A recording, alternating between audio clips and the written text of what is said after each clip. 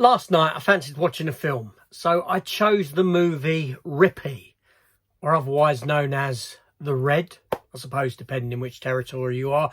This is a film about a killer kangaroo. It's an Australian movie. What's not to like? Kangaroo running amok, killing people?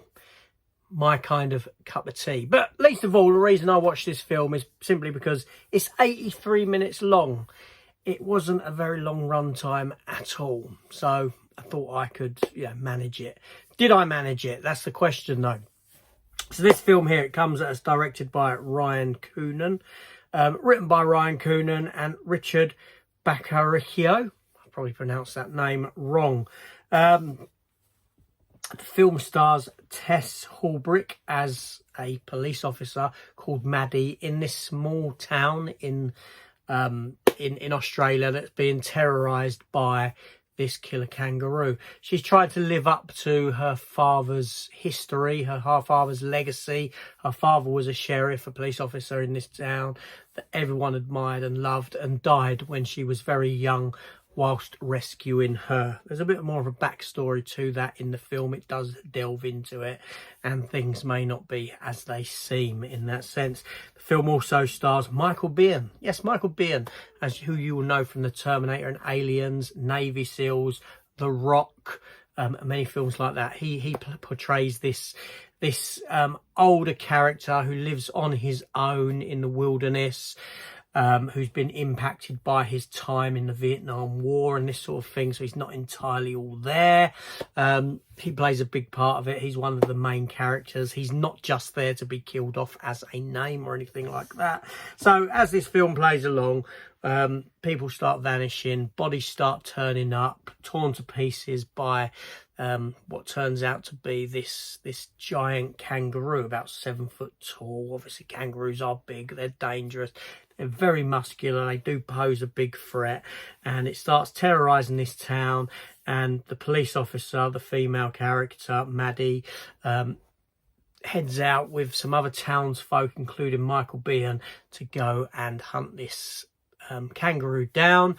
A few of these hunters, they end up getting killed, and the kangaroo follows them back to the town, where they hold up in this pub while being attacked by it, and they've got to survive. And that's pretty much the film. That's the crux of the film right there. So it's not, a hard going film in the sense in the length or in the story. It's very simplistic. But is it any good?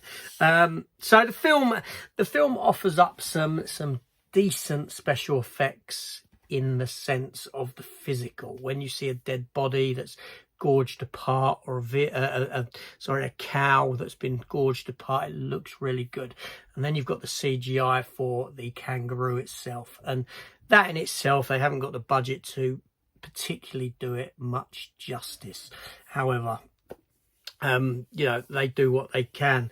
Performances in the film, you've got Tess Holbrook as Maddie, who does a decent enough job. She didn't it didn't pass me by that she reminds me very much of Jennifer Carpenter, Dexter's sister, Deborah Morgan, in the Dexter TV show. Very similar in look to that actress there.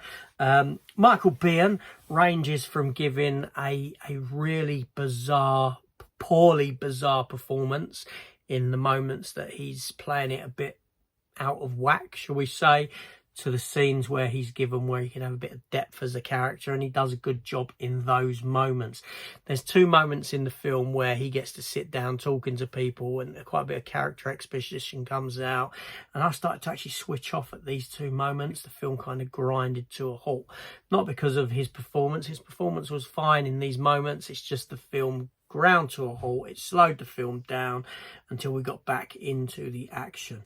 Now the film itself has a bit of a twist, and if you know the history of the film, and it's not really giving much away, because when you see the kangaroo, you've got to question why this kangaroo's got white eyes. And one of the original titles for this film was actually Zombie-Roo, because this is in fact a zombie kangaroo. Yes, now as the film ends, when the title sequence comes up, there's or the end credits come up, there's nothing at the end of the end credits, but during the end credits there is an animated sequence, an animated prequel sequence that tells you about the goings on and how this kangaroo came to be and kill people like he does. What exactly happened to this kangaroo? I won't give nothing away in that sense in case you want to watch the film, but it's all there and it answers those questions. And it also, the film ends, and spoiler alert here, so switch off now if you don't want to know. The scene before that, we come to find out that actually a couple of people that were killed by the kangaroo wake up and they're zombies. So essentially what you're watching is the kind of origin story to a zombie outbreak caused by this kangaroo that in this animated sequence became zombified himself because of goings on in the town by these miners and these works that were done and all this sort of a thing. There's that kind of element to it. So yeah, I found it quite intriguing that actually what I was watching was a origin story to a zombie outbreak, because I like the zombie genre. I like zombie movies, you know, they kind of appeal to me. So this wasn't lost on me. Is this a good film? Isn't it a good film? I'll be honest, 83 minutes, which is very, very short for a movie. It did drag for me. I don't know if I just wasn't in the mood or not. Killer animal movies, animals running amok, I like. So there's elements to this film that I do like. And to be fair to the film, okay, they didn't have the budget to do the kangaroo himself too much justice, but the film is nicely shot. You know, there's some aerial scenes. There's, you know, it doesn't feel like a cheap film where it's very close quartered in camera and this sort of a thing. It feels like they had budget to film out on location, give you some nice shooting of the locations they were on, etc. Yeah, you know, it's not a great film. It's not a great film. I'd recommend watching it as a one-off. You know, I wouldn't say don't visit this film if you've got the chance. You know, if you like this sort of thing, most definitely it might work for you. But I'm not recommending it as being a great movie. It's enjoyable for what it is. And what it is, it knows what it is, and it's pretty trash, if that makes sense. But yeah, you know, it's just one of those sort of throwaway 80 minutes sat there with nothing better to watch kind of a movie. Have you seen it? Let me know your thoughts down below if you have and what you think of it, or if it's something you're actually going to give a go. I'll see you on the next one. Take care.